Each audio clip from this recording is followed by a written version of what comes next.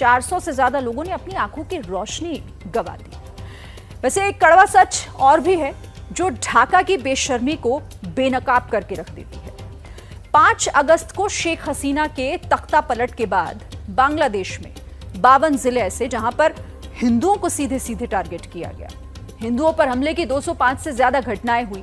27 जिलों में हिंदुओं की दुकानों को, मंदिरों को निशाना बनाया गया, जबकि 20 से ज्यादा मंदिर ऐसे हैं जिन्हें तोड़ दिया गया था।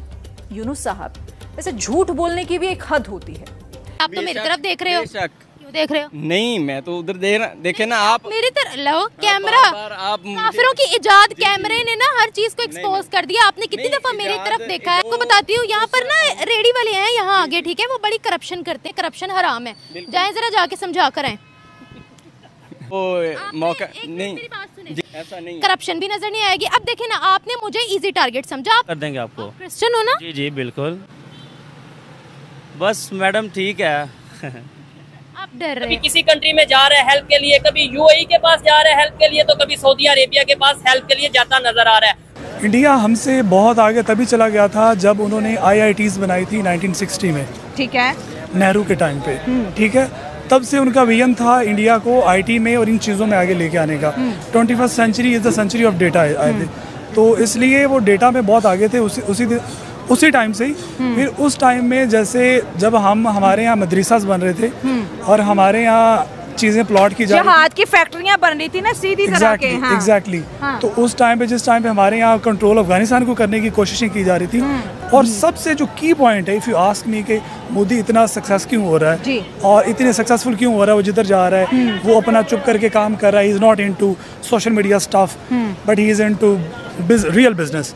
और आज इंडिया दुनिया का पांचवी बड़ी इकॉनमी है, और इंडिया अपने आप के खुद, when you ask their external minister, S जे शंकर, कि आप किस साइड में, if you whether you are on western side और चाइना और किस ब्लॉक में, तो वो कहता है मेरी एक अपनी साइड है, क्योंकि मैं 1.5 अरब आबादी का, और किसी की बात नहीं सुनते, सबको खरी खरी सुनाते हैं। वो क्यों सुनाते हैं? बिकॉज वो दुनिया की 5वीं बड़ी इकॉनमी है। ठीक और दूसरी बात, वो उनकी 2010 में $18 बिलियन की IT इंडस्ट्री थी। 2010 से लेके अभी तक उनकी $200 बिलियन की IT इंडस्ट्री बन चुकी है, बिकॉज उन्होंने IT में इन्वेस्ट बहुत किया है। वहाँ पे सिलिकॉन वैली बन गई है, वहाँ पे अमेजोन आ गया, वहाँ पे गूगल इन्वेस्ट कर रहा है, वहाँ पे माइक्रोसॉफ्ट का ऑफिस आ रहा है।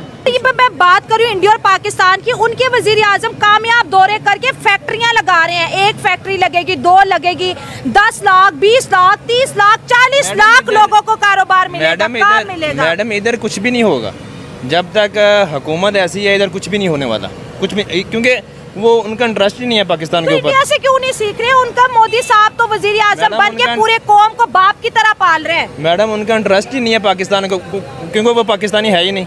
मतलब हम इंडिया की तारीफें करते रहेंगे। हम तो रोटी खाने के लिए तारीफें कर सकते हैं, definitely we can only appreciate them.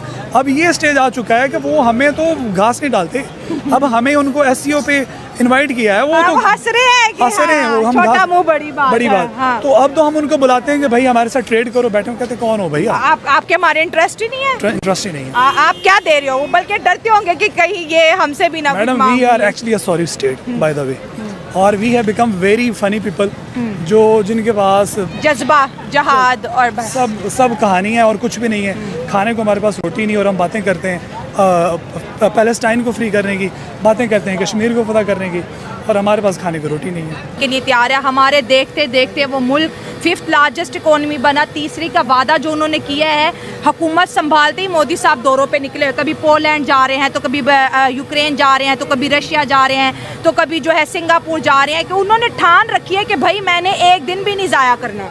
जी देखिए, बिल्कुल कुछ दिन पहले भी हमें ये पता चला था कि अमेरिका उनको बुलाया गया है। हाँ, और उनको स्पेशल एक नाम से, मैं अब मुझे याद नहीं आ रहा कि उनका एक नाम रखा गया है वहाँ पे, एक स्पेशल उन्हें नाम दिया गया है, और अब फिर वो एक दोबारा दौरे पे जा रहे हैं। तो पहली बात ये है कि अगर कोई भिखारी बैठा हो ना, और साथ में एक प्रोफेशनल आदमी बैठा हो, हाँ, तो भिखारी को कोई भी नहीं बुलाएगा। क्यों नहीं बुलाता? क्यों? हमारा मुल्क, मैं कहता हूँ जिस तरह हमारा मुल्क है, जिस खित्ते में ये वाक़या है, तो मैं कहता हूँ इस तरह कोई मुल्क भी नहीं है। हमारे हुक्मरान इस मुल्क को इतना खा चुके हैं जिसकी कोई हद नहीं है। सही है। और जो मोदी गवर्नमेंट है जो मोदी एक्चुअली, ये मोदी बेसिकली पॉलिटिकल नर्सरी से नीचे से ऊपर आया है। He knows everything. वो ऑक्सफोर्ड से पढ़ के नहीं आया, वो बाहर से इम्पोर्ट, वो कोई इम्पोर्टेड प्राइम मिनिस्टर नहीं है। वो एक्चुअली वो लोगों का प्राइम मिनिस्टर है। वो स्टूडेंट यूनियन से आया है, वो नीचे से आया, वो रूट कॉजेज जानता था।